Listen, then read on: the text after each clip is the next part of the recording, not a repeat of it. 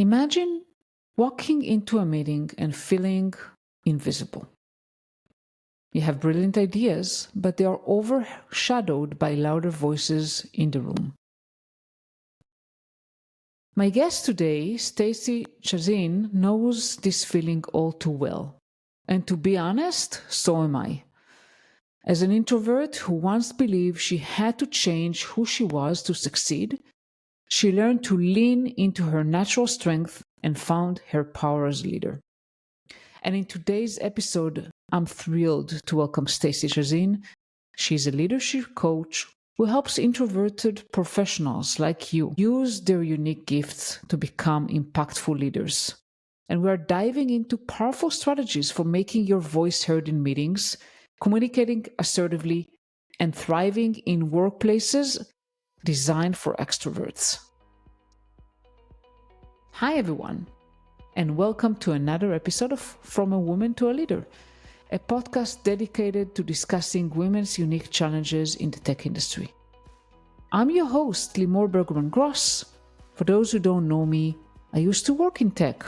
I started my career as a software engineer and grew into leadership positions, and today I fulfill my life mission to support other women succeed and thrive in tech. And I'm here to guide you through the stories, strategies, and insights that will help you grow as a leader and advance your career. So for today's episode, if you're an introvert and you're trying to find your footing in a loud world, or you want to better understand and support your introverted colleagues, I think this episode is going to support you because it's packed with value you don't want to miss. So are you ready? Let's dive right in.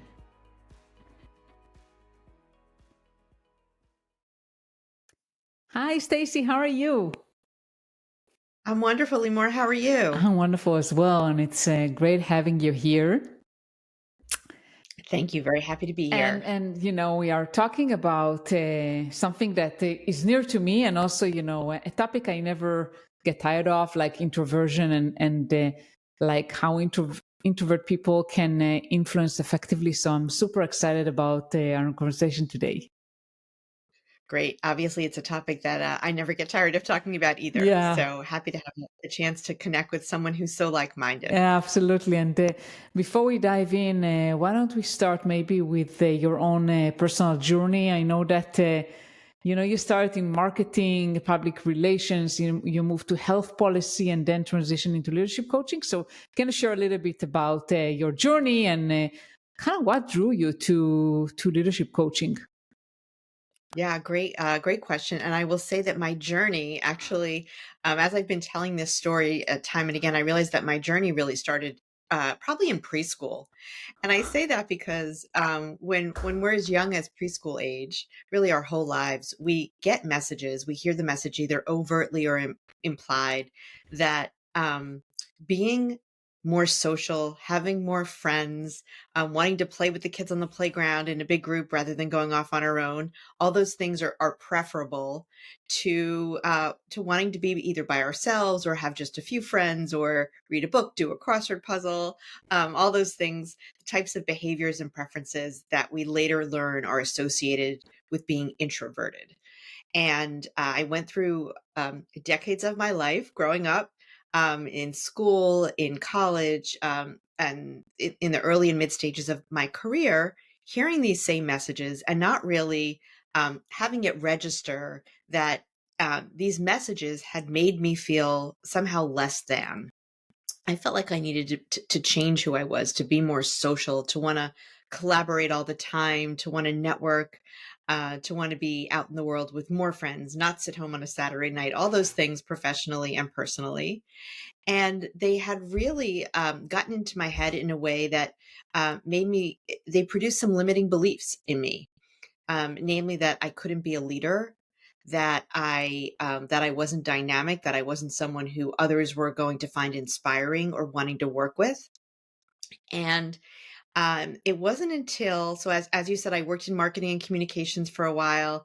I went back to school and got a master's in public health and had the opportunity to work in when I was working in health policy, which I still do, to have the opportunity to develop some leadership programs for people who were in positions of leadership in state health agencies Hmm. in the US, and discovered that um, that people, whether you're an introvert or an extrovert, we have a lot of limiting beliefs about what our preferences and our traits mean for how effective we are, how far we can go in our leadership, the impact that we can have.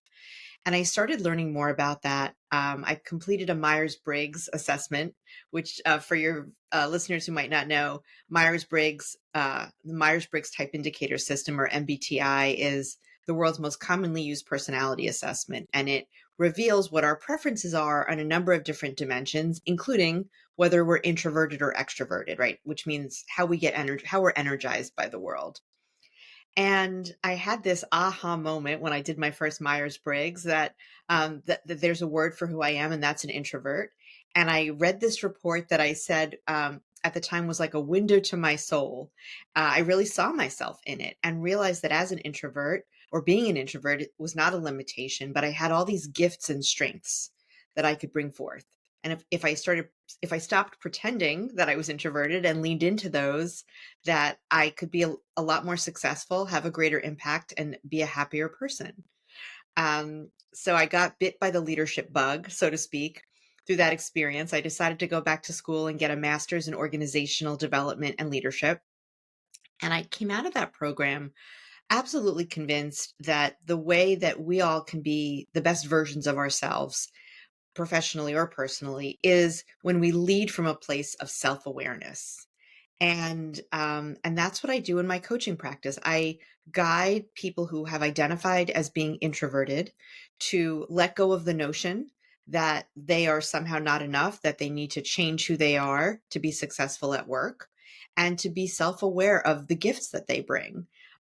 And then I guide them through, I call it the I factor leadership. I guide them to figure out, how do you use those gifts, those strengths you have as an introvert, to do a better, to be a more successful professional, to have a greater impact, to get recognized for your leadership. So that's my story in a little more than a nutshell. Yeah, that's an incredible story. And several, I guess, key messages that I want to highlight here and I want to share with our audience as well, because I'm an introvert myself. And I relate a lot, Stacey, to what you mentioned about feeling like, oh, I should be more outgoing. I should be like more social and so forth.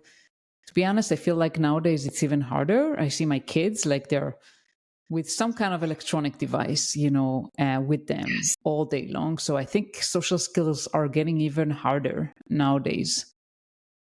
absolutely. And it's like, who you are is like, you're perfect. You're perfect the way you are. You don't need to be someone you're not. That's right. That's right. Yeah, and I would love to kind of help our listeners to figure out, with your help, how can they identify their strength and their values. I mean, you said being introverted, but still you bring a lot of values. You have a lot of strength. How does an introverted woman go and identify those? Great question. So I use this framework when I coach, that I did not create, but when I came across it, I just all the lights went on for me. I use a framework called appreciative coaching, and appreciative coaching is the cousin to an organizational development framework called appreciative inquiry. And the gist of it is, rather than focusing on what we need to fix, rather than focusing on our problems, we identify what's working really well. So a company, super quick example, years and years ago, when we learned this in school, British Airways had a really high rate of lost luggage. And they were trying to figure out what's going on. How do we fix that problem? And using the appreciative inquiry framework, consultants came in and instead of asking the question, why are we losing so many people's bags? The question was, what do we look like as an organization when we deliver an exceptional customer arrival experience? And it totally flipped the way they tackled the issue at hand. Um, Comparably, when you use appreciative coaching, the idea is not to say, what do I need to improve? What do I need to fix? How do I need to be different? But what do I look like when I'm operating at my best? when I'm showing up and giving the people I work with an exceptional experience, or I'm having the greatest impact, or I'm feeling most fulfilled by the work I'm doing. So the process involves identifying what's called someone's positive core. Mm-hmm. And what that means, it's essentially the best of who you are. And the way we do that is and this is somewhat simplified, but to think about, reflect on peak experiences in your life. And peak experiences are times, either professionally, personally, or both, when you were the happiest, when you felt like you were having the greatest impact, when you felt like you had the best opportunity to put your skills, your perspectives, your approach to the world, that you had an opportunity to apply those in ways that were um, most opportune. So you were able to have an impact. You felt like you were making a difference. All the things that matter to you. And when you identify, you take a look at those peak experiences. So an example could be a peak experience was I had an opportunity to create a leadership academy for state health agency leaders. So taking that as a personal example for me, because I felt like I had an opportunity to use my writing skills, to use my training skills, to use my presentation skills, and to engage with people one-on-one, which as an introvert Mm-hmm. really fuels me. So that's a peak experience I had. So you take a look at the various peak experiences and you say, okay, what are some common threads across these experiences? And it could be, oh, in each of these experiences, I had the opportunity to go deep in my subject matter expertise, or I had the chance to write, or I had the chance to be creative. To take a look at what's popping up across these peak experiences. And when you take a look at the common things that you're seeing across those experiences, those begin to make up your positive core. And when you have that in hand, you can then begin to look for what I call introvert powered leadership opportunities. So, what are some opportunities in your current job, in your broader field, in your community, where you can take that positive core and apply it, make a difference in your work, in your community, in whatever you're hoping to achieve as a professional and as a human. Wow, this is incredible. And I don't know if you have any links to share about this framework. I mean, if so, I would love to share it at the show notes. I will. I'll share a link to the framework, and then I'll also share what I do in my coaching practice. Is I created a model that combines that framework with Myers-Briggs. So you start off by taking a Myers-Briggs assessment, which helps you to identify your positive core. What are your traits, your gifts, and then when you combine those two frameworks, it's just a more powerful way to kind of accelerates that process. So I will absolutely share that with you. Wow, this is incredible. And I want to give another messaging here to our audience because this is something that comes up a lot for my clients is Yeah. comparing yourself to others. And this is like Yeah. the detriment to what you just said. And naturally we keep comparing ourselves, but this is causing so much confidence issues to women because they keep comparing themselves, at least the women I work with, to their male counterpart and say, oh, I'm not like this person, I'm not as smart, I'm not as social, I'm not as charismatic, whatever it may be, instead of looking of what you mentioned, like what are there. Yeah. Yeah, and it's comparing yourselves to your male counterparts, and in the introvert extrovert language, it's comparing yourself to the extroverts, Yeah. because most workplaces are designed with extroverts in mind. And when you think about the physical workspace, you have a lot of open layout offices where people are sitting next to each other in cubicles. So you're hearing a lot of noise. You have expectations of networking, of working with other people. Even if you're remote, lots of expectations for the constant Zoom calls or whatever platform you're on. So there's very little recognition that introverts need time to recharge, and that we do better often when we have opportunities to balance group work with individual work. So you have this setup, the conditions are not in our favor, and we're often measured up against them. How well are we performing? How well are we thriving in that type of environment? So there's a lot of pressure, I think, to conform to the extroverted way of doing things. And just like women tend to compare themselves to men, introverts compare themselves to extroverts because that's what society and our workplaces have just really drilled into us, that that's better somehow. It's the same thing. 100%. And I can share personally that I have been judged because I'm introverted and like I'm not Mhm. so called charismatic. And that's what the word that they used. And um, not everyone need to be the same. And I think realizing, who you are and what you are and being at peace with that, I would say, with who you are is so important. Like loving yourself the way you are, not trying to be someone you're not. Yep. Yep, absolutely. Because no good, whether we're talking about introversion or any other trait, no good rarely no good comes of that, right? When we pretend to be something we're not.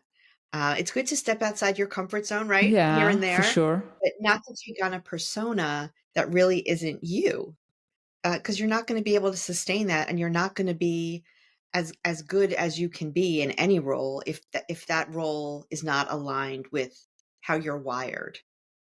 For sure. And what you mentioned that introverts need space, 100% agree with that. I mean, when I was employed, I was traveling quite a bit. And I remember every time I was flying and traveling like to an office and it was like a week full of meetings and all that, I was so exhausted. And, Yeah, I just wanted to get back to my room and just be by myself, not around yeah, anyone else. And I remember that sometimes I felt like, is it something wrong with me? Like that. But it took me some time to understand, well, this is who I am. And I cannot be too long around people. I need just that quiet time for myself. yeah, yeah, and that's actually that idea of the challenges we feel at big meetings. That's one of the things that really launched me on this path. That was one of my seminal moments, and what I've spoken a lot about is when we go to these big conferences, we feel this pressure to network in the way that extroverts do, or collect 50 business cards, or go to every happy hour, attend every session, meet as many people as we can, and that just doesn't align with who we are as introverts. And I will give you, Lemore, if you want to share with your listeners, I created a conference survival Oh guide my God. for introverts that has all kinds of tips about how you can prepare, how you can structure your day at a conference. And so I'll give an example. Introverts are really good at preparation. So one way to combine that with our need to not be networking 8 hours straight is what I recommend is before you go to a conference, try to take a look at the list of attendees. And nowadays with conference apps, you can generally see who's registered, Yeah. right? Take a look at who's there. And for every day that you're going to be at the conference, let's say it's a 3-day conference, for each day of that conference, identify 3 people who you want to meet or you want to reconnect with.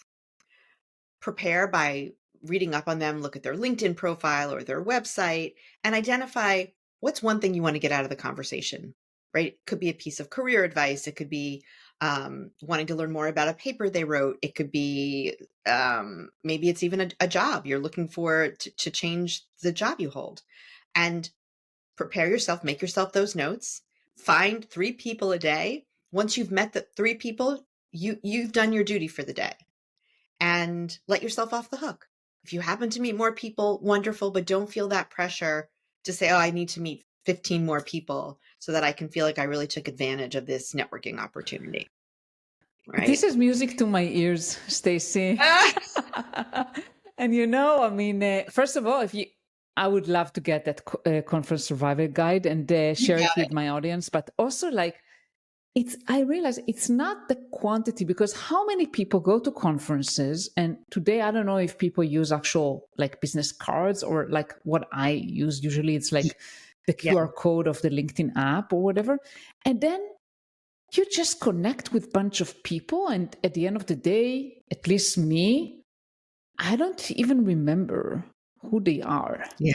So it's much better, at least for me, like to connect with 5, 3, whatever, but have those meaningful connections people that I can maybe follow up with. I can meet with them and not just collect like 20, 50, as you said, like names Right. that mean nothing. That's exactly right. And then after you meet with them, make some notes for yourself so that you know how to follow up, right? So you send an email the following week or a couple of days later to say, I love talking to you about X.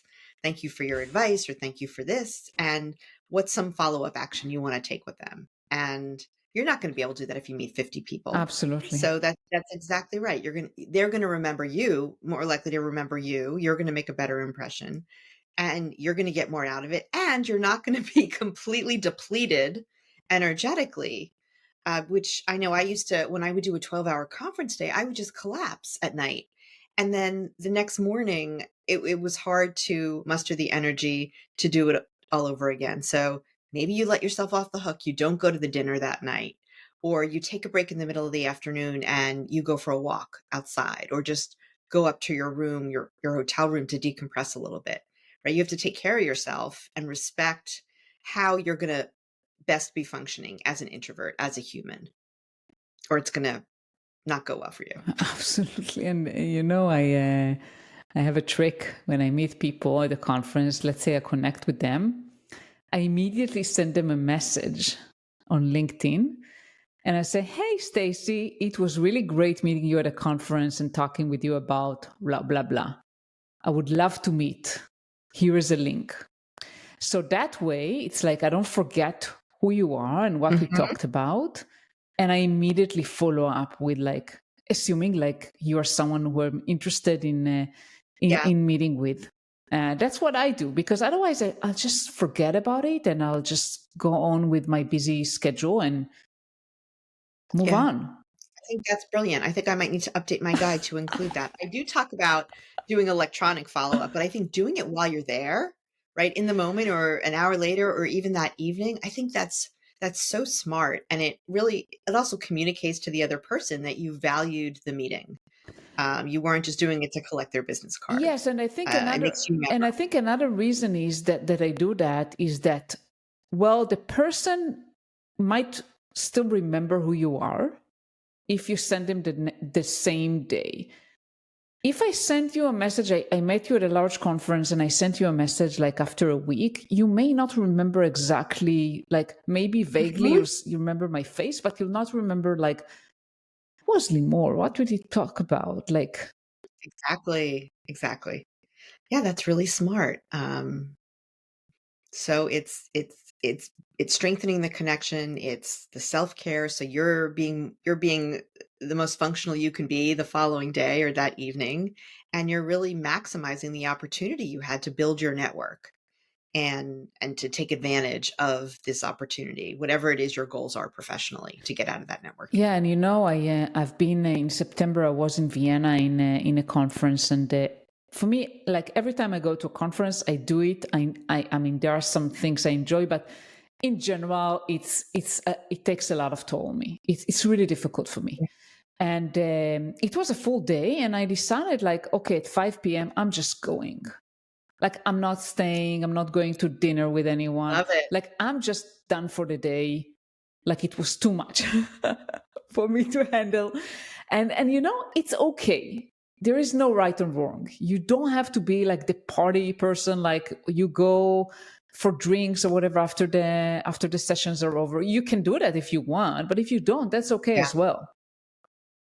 Yeah, absolutely. Yeah, that's good for you. That's what we need to do, and I really, for me, obviously, we all took a break from conferences during COVID when nothing was we Yeah. were all staying home. When I went to my first conference post-COVID, which I think wasn't until April of 22, um, it really was such a shock to my system. I had forgotten how much it drained me, and I had gotten, like many introverts, really used to the comfort of not having to leave my house. While COVID was, of course, a horrific, terrible thing for our world, um, introverts got to hunker down a bit in a way that was a little more comfortable for us. And then as the world opened back up, especially with conferences, we needed to come out of that shell and we were reminded of what it's like. And for me, it was, there was no turning back. I wasn't willing to go back to that, um, that feeling of exhaustion and depletion that I used to have with conferences. So I needed to figure out a better way. Absolutely. And I do once in a while kind of nudge myself to get out of home and go to something just to practice, because I know it's like, okay, that takes an effort on me. But as you said, like you can do it in your own pace and whatever works for you. Yeah, and I think you never know where opportunities are gonna come from. So I just and this just happened to me yesterday, actually. I had this clicked for me. I went a couple months ago, I went to um, a local community-based organization of ours had an awards night, and someone we knew was being honored. So my husband and I went, and there was someone sitting at our table who I'd met once before but didn't really know. And she across the table, she spoke to me. She said, "Stacey, I just want you to know, I love your blogs." Because I write about introversion, and she just shared about how a lot of the things I wrote connected with her. And she and I started talking, and we connected afterward. We connected on LinkedIn and then via email, and we've now become friendly. And she connected me with someone else in our community who runs a group of women business owners who support one another in their ventures. And I connected with them yesterday, and this is a group that I'm now going to be a part of. All because I went to this awards dinner that I wasn't even so excited about going to because I wanted to stay home and just, be in my pajamas Yeah. and whatnot. But all of that is to say, you just never know where opportunities are gonna come up for you, whether it's building your business, whether it's, connecting with a new client, whatever it is, picking up some new strategy or piece of guidance. But as introverts, sometimes we need to push ourselves a little bit to get out of the house if we're working from home or to socialize more, and you never know what's going to come of it. So I highly recommend kind of leaning into your inner extrovert, or leaning out, stepping outside your comfort zone a little bit, because doing that is not at odds with what we talked about earlier, right? Pretending to be something you're not or comparing yourself. We still want to try to embrace and understand that there are times when we need to be a little less comfortable in how we're engaging with others.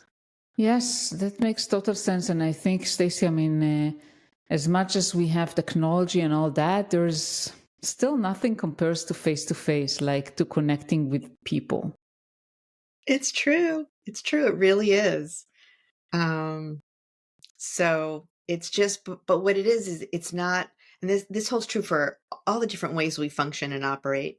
Um, you need to do it in a way that's aligned with who you are, right? So again, similar to not trying to collect 50 business cards, you're not going to want to socialize 3 nights a week, Yeah. right? Or maybe you're just going to only make it at that cocktail party for half an hour, whereas the whole thing is 2 hours.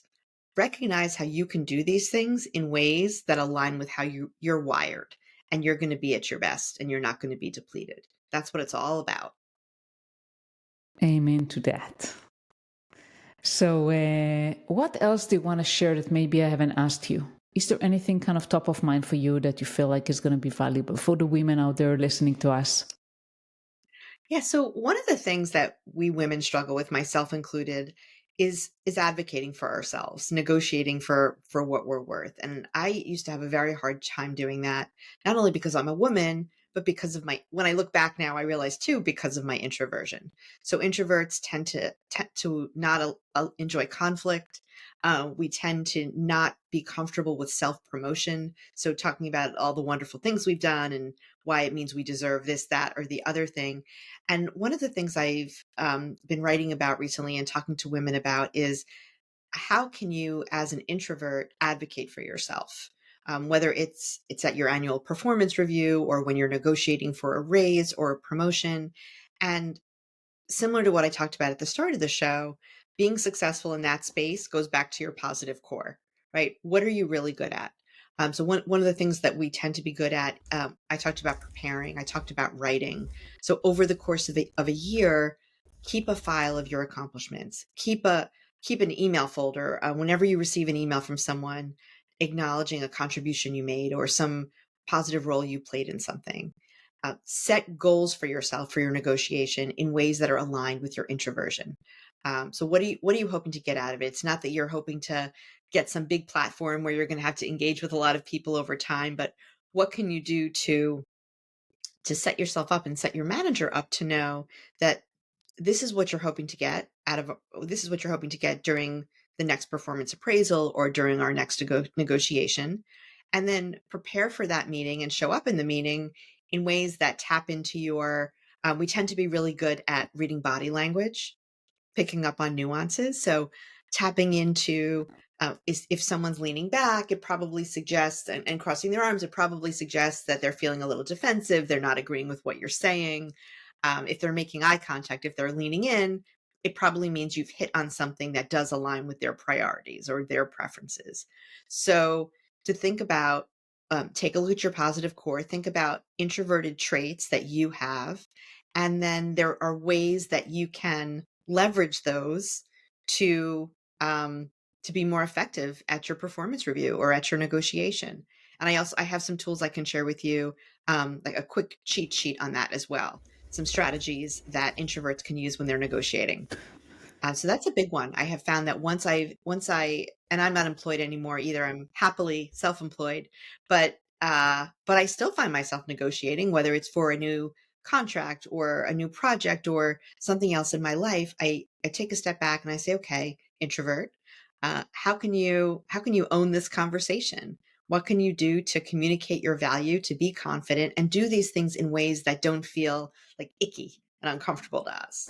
So that's a big one. It is, by the way, and self-advocacy is a big topic by itself. I mean, we need to be better in that as women and feel comfortable with talking about what we bring. I think that the best thing to do it is to align that with what's in it for the business and for your manager, rather than just talk about yourself. But definitely, I mean, this is something we have to do all the time. And also negotiation is something like, it's a life skill. I think, those skills actually should be taught at school, because those are life skills. Like, you have to know how to negotiate. It's not just related to the job market, right? We negotiate on, in the car dealership, in, whatever it is. It's a daily thing that we need to practice. Absolutely. And you're so right. It's not just about what your contributions were, but how did your contribution support a team's goals or an organization's goals, to make that connection? And as an introvert, showing your manager or whoever the decision maker is that you see that connection, you see what your role is in the bigger picture, reflects well on you. Perfect. Stacey, it's been a pleasure having you here today. And Samely more. It was fun, and I always love talking to a kindred spirit, a fellow introvert, and I appreciate your curiosity and the insights that you shared as well. Yeah, absolutely. And I'll send you an email with all the things you promised. I will not forget about that. You got it. I'll share, obviously, your website, your LinkedIn. Is there anywhere else you want me to kind of direct our listeners to? My website, iFactor Leadership. I'll share my LinkedIn profile with you, and then I'll share the resources that I mentioned earlier, the conference survival guide and the negotiating tips for introverts. I would love your listeners to check those out. Thank you. That's wonderful. Thank you so much, Stacey. Great to speak with you. Thank you so much for listening to the episode with Stacey. And before we wrap up this episode, I have something to share with you. Next week, I have an inspiring conversation with Amanda Schwartz from Mirrors. And Amanda transitioned from executive roles in tech into a full-time business of consulting and advisory roles. And all of that while being a mom of 3. And in the conversation that we have, she's sharing her journey of navigating uncertainty, rediscovering her strength, and building a career that aligns with her life and with her passions.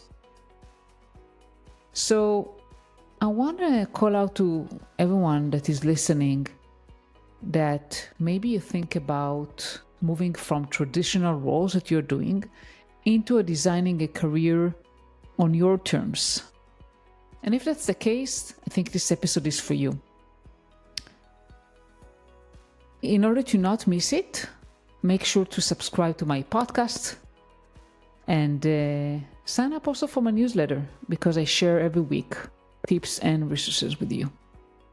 Thank you so much for listening, and I'll see you next week.